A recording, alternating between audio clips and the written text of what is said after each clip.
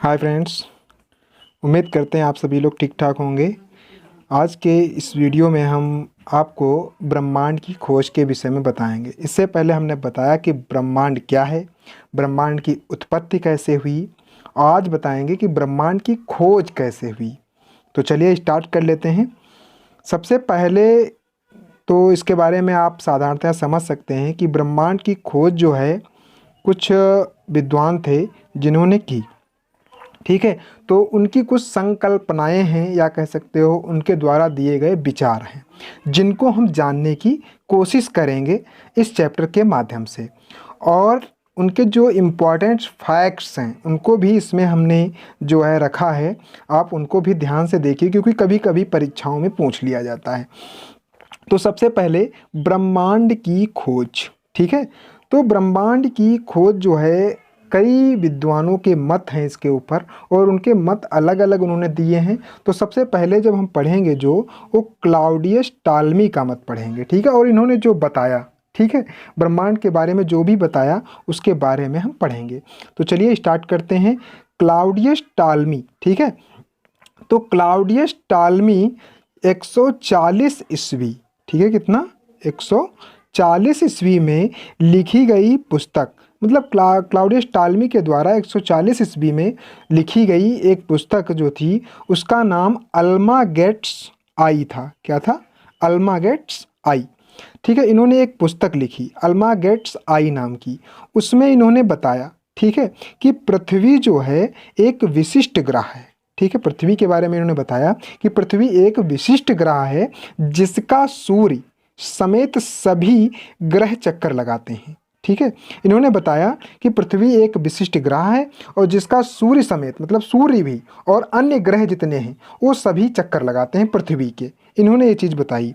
इनकी यह संकल्पना भू, ठीक है, केंद्रीय संकल्पना कहलाई। ठीक है, अब यहाँ पर एक क्वेश्चन बन रहा है कि भू केंद्रीय संकल्पना किसने दी और कब दी। मतलब जो है, हाँ, ऐसे ही पूछा जा सकता है आपसे कि भू केंद्रीय संकल्पना किसने दी।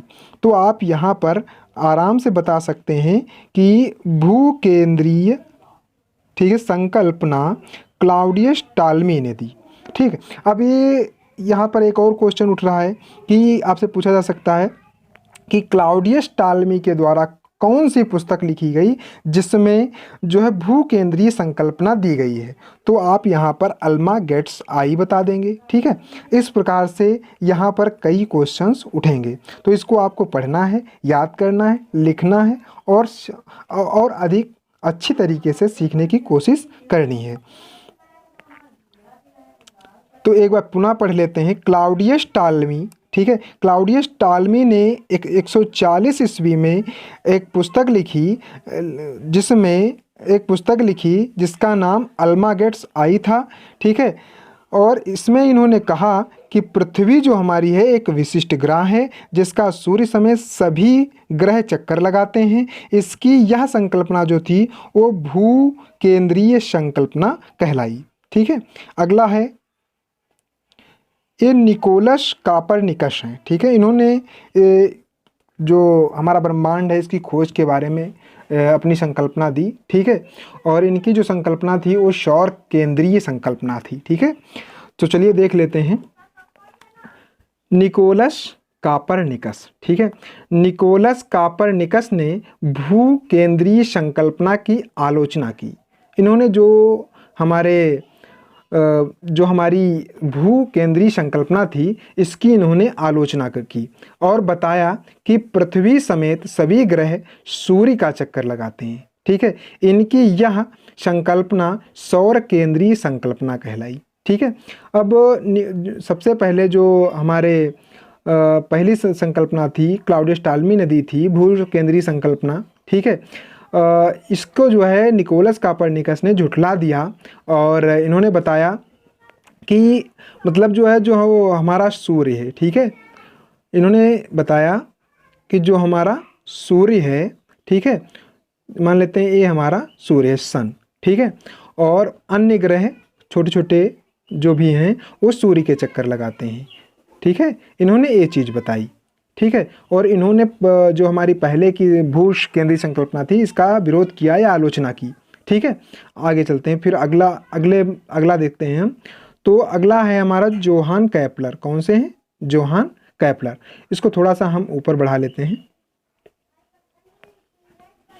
तो ये जोहान केपलर इन्होंने क्या बताया, चलो देखते हैं ब्रह्मांड की खोज के विषय में।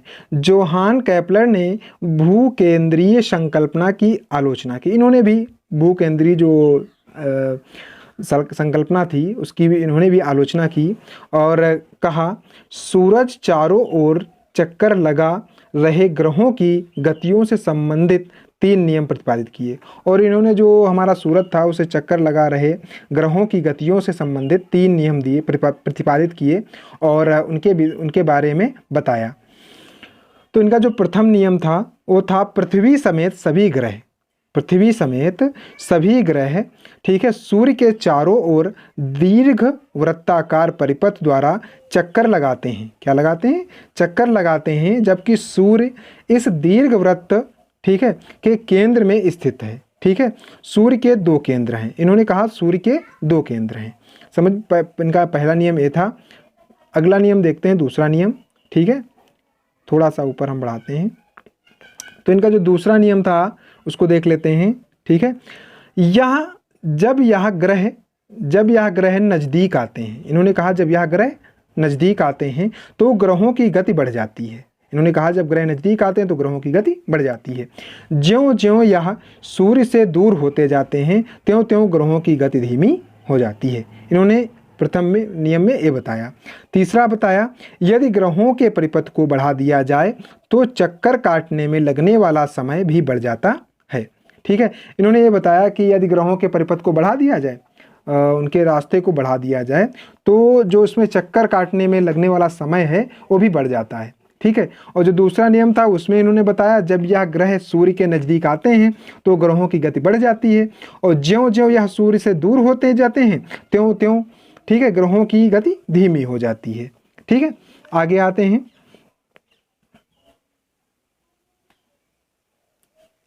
अब आते हैं गैलीलियो पे। किस पे आते हैं?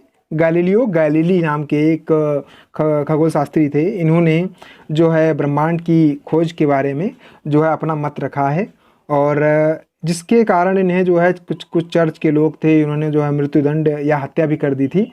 तो इनको और इनके मत को महत्वपूर्ण भी माना जाता है। तो चलिए देखते हैं।